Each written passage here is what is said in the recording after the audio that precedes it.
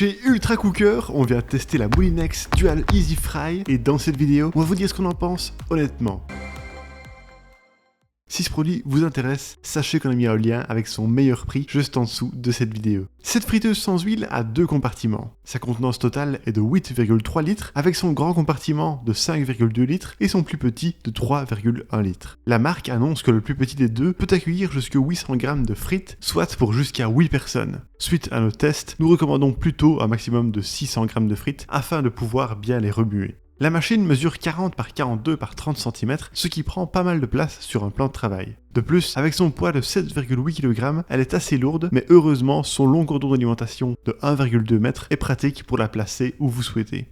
Les tiroirs et les grilles sont faits de PTFE, un revêtement anti-adhésif. Les grilles intègrent des petits caoutchoucs pour éviter de griffer les cuves quand on les y place. Malheureusement, l'une des grilles est arrivée griffée avec le modèle que nous avons testé. Nous émettons donc un doute sur la solidité de l'anti-adhésif. Durant nos tests, nous avons eu des difficultés pour remettre les paniers tiroirs en place, car pour les bloquer à fond, il faut maintenir la friteuse de l'autre main. Autre petit défaut, les grilles ont des trous trop grands, et de ce fait, des frites et des carottes sont passées sous la grille quand nous les avons secouées. La résistance chauffante se situe au-dessus de la cuve dans la friteuse. Elle est visible et accessible si besoin. L'écran LCD est quant à lui tactile. Nous l'avons trouvé assez réactif quand nous avons réglé les programmes et il intègre des commandes pour paramétrer la grande cuve indépendamment de la petite cuve. Par contre, aucun accessoire n'est inclus dans la boîte. Il n'y a ni pince en silicone, ni grille métallique pour cuire du poulet en hauteur. Nous avons jugé la friteuse assez sécurisante car les côtés n'ont que très peu chauffé, montant à 44 degrés maximum. Au niveau de l'entretien, l'extérieur de la friteuse peut être nettoyé à l'aide d'un chiffon humide et l'intérieur se lave avec de l'eau chaude et une éponge non abrasive. Si besoin, vous pouvez brosser la résistance chauffante pour éliminer des résidus alimentaires. Les cuves et les plaques de cuisson peuvent être placées au lave-vaisselle ou être nettoyées à la main. Cependant, le passage au lave-vaisselle a été peu efficace durant nos tests. Il est resté des saletés que nous avons dû nettoyer à la main, dans le panier et sur la grille.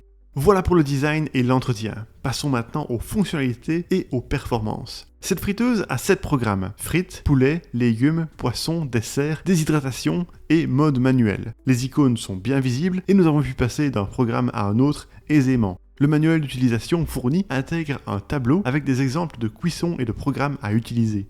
Il est possible d'ajuster le temps et la température de chaque programme. La température peut varier de 40 à 200 degrés et la minuterie peut aller jusqu'à 10 heures avec le programme déshydratation. Durant nos tests, la friteuse s'est bien arrêtée après le temps imparti. Comme souvent, il n'y a pas de balance intégrée. Il faut donc ajuster manuellement le temps de cuisson à la quantité d'aliments que vous souhaitez préparer. En plaçant notre thermomètre à sonde dans la cuve, nous avons constaté que la température réelle atteignait bien les 200 degrés souhaités. Pour tester les performances de cette friteuse, nous avons cuit divers aliments surgelés, des frites allumettes, des carottes en rondelles, des courgettes en rondelles, une cuisse de poulet et des nuggets. Nous avons utilisé le programme qui correspondait le mieux à chaque cuisson et voici nos résultats. Pour cuire les frites, nous avons d'abord suivi les recommandations du manuel, qui disait d'utiliser le petit panier avec de petites quantités. Nous avons donc cuit 300 g de frites surgelées dans le panier numéro 2. Cependant, après 30 minutes, nous avons constaté que les résultats n'étaient pas bons. Certaines frites étaient bien cuites, mais la plupart étaient encore molles. Ensuite, nous avons tenté une seconde cuisson en replaçant la même quantité de frites surgelées dans le grand panier. Comme il y a plus de place, l'air y circule mieux. Effectivement, nous avons obtenu de meilleurs résultats après 20 minutes à 180 degrés. Elles étaient toutes bien croquantes.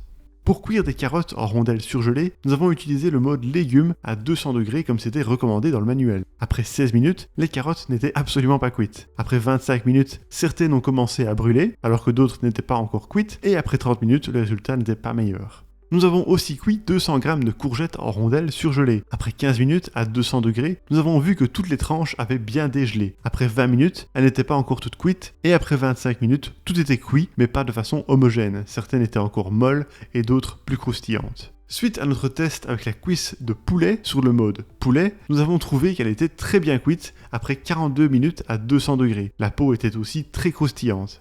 Comme dernier test de cuisson, nous avons fait 12 nuggets de poulet, soit environ 250 g avec le programme poulet. Le manuel recommande de les y laisser 12 minutes, mais nous avons constaté que les nuggets n'étaient pas encore très dorés. Après 3 minutes de plus, nous avons trouvé qu'ils étaient bien plus dorés et cuits. Par contre, ils n'étaient pas très croustillants. Bizarrement, il y a bien eu une sonnerie à la mi-cuisson des frites en utilisant le programme dédié, mais nous n'avons pas eu de rappel pour secouer nos nuggets, carottes, courgettes et notre cuisse de poulet avec les programmes poulet et légumes. Dommage, car ce petit rappel est bien pratique au quotidien. Lors de la cuisson, nous avons relevé les particules polluantes émises par la friteuse. Nous avons noté les quantités de PM2.5 et de TVOC avant l'utilisation de la friteuse et après la cuisson de nuggets. Heureusement, la friteuse a relâché peu de particules dans l'air. Nous n'avons d'ailleurs pas senti d'odeur particulière à l'utilisation. Au niveau du bruit, notre sonomètre a détecté que cette machine était moins bruyante que la moyenne. Son ventilateur n'a émis que 43 décibels à 1 mètre pendant le fonctionnement. Par contre, les signaux sonores sont plus bruyants. À la fin de la cuisson, nous avons relevé 60 décibels à 50 cm et lors des réglages, 60 à 67 décibels.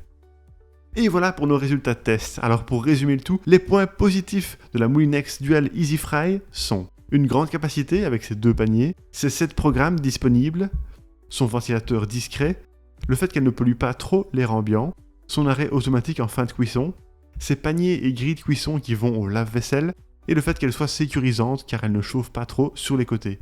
Quant au point négatif, le fait qu'il n'y ait pas de rappel à la mi-cuisson avec tous les programmes, sa mauvaise cuisson des frites dans le petit panier, même avec de petites quantités, la cuisson des légumes qui n'était pas optimale non plus, et la manipulation de la friteuse qui globalement manquait un peu de praticité.